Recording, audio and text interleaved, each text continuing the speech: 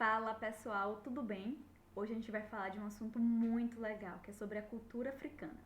Vocês conhecem alguma coisa sobre a cultura africana? Vocês sabiam que muitos elementos da nossa cultura brasileira a gente herdou da cultura africana? Muitas danças, músicas, religião, culinária. O vatapá, por exemplo, caruru, acarajé, feijoada. Vocês sabiam que a gente herdou dos nossos irmãos africanos? Bom, e como tudo isso veio parar aqui no Brasil, em outro continente? Vamos aprender? A nossa história começa no continente africano. Nesse continente viviam vários reinos. Esses reinos eram feitos de guerreiros valentes e fortes. E eles guerreavam entre si. Chegou uma época que a situação ficou bastante complicada. Os reinos que perdiam as guerras, as pessoas eram feitas de escravos pelo reino vencedor. E aí, essas pessoas eram vendidas para os portugueses em troca de cachaça, ouro, tabaco. E os portugueses levavam as pessoas capturadas dentro de navios negreiros, com pouquinho espaço, pouca comida, pouca bebida, muitos inclusive morriam no meio do caminho. Eles eram enviados para o Brasil. E quando chegavam aqui, eles eram feitos de escravos nos engenhos de açúcar, nas fazendas de café, nas minas de ouro. Essa foi uma época muito triste para os africanos no Brasil. Eles foram escravizados, obrigados a trabalhar exaustivamente, foram torturados, apanhavam muito. E foi nessa época, que durou mais de 400 anos, que a cultura africana foi sendo estabelecida no Brasil. Hoje, muitos elementos da nossa cultura brasileira são consequência dessa época em que eles estiveram no Brasil. Um dos elementos mais importantes herdados da cultura africana por nós os brasileiros durante a escravidão no Brasil é, sem dúvida, a capoeira.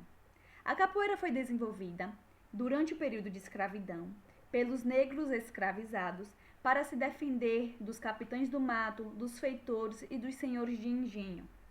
Como esses negros eram proibidos de praticar qualquer tipo de luta, a música foi utilizada como uma maneira de disfarce. Dessa maneira, ela poderia ser percebida como uma dança. Além disso, acreditava-se que a prática da capoeira tinha como objetivo aliviar o estresse do trabalho e manter as tradições africanas. A capoeira é considerada pela Unesco desde 2014 como um patrimônio imaterial da humanidade.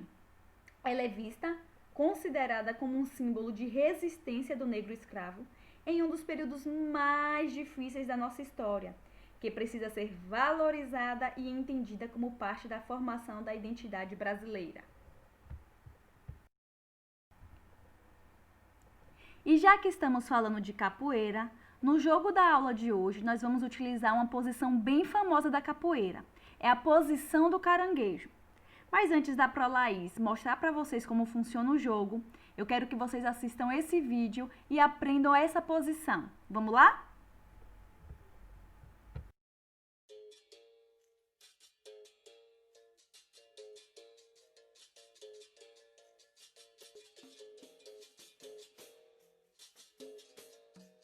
Agora que você já aprendeu a posição do caranguejo na capoeira, vamos ao nosso jogo? Você pode chamar o papai, a mamãe, o irmão, a irmã, ou pode jogar sozinho se preferir, não tem problema. O importante é se divertir e aprender se movimentando. Para esse jogo, você vai precisar de um objeto por pessoa. Vamos ao nosso vídeo para entender melhor? Observem que a gente vai estabelecer um ponto de partida e colocar o objeto a uma certa distância. O objetivo é caminhar na posição do caranguejo, pegar o objeto, colocar em cima da barriga e voltar na posição do caranguejo de costas.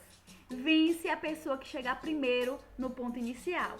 Lembrando que você pode fazer inúmeras variações e pode adaptar do jeito que você preferir, tá bom? Registrem esse momento e mandem pra Pro para poder curtir esse momento junto com vocês, tá bom? Um beijo da Prolaís, saudade de todos!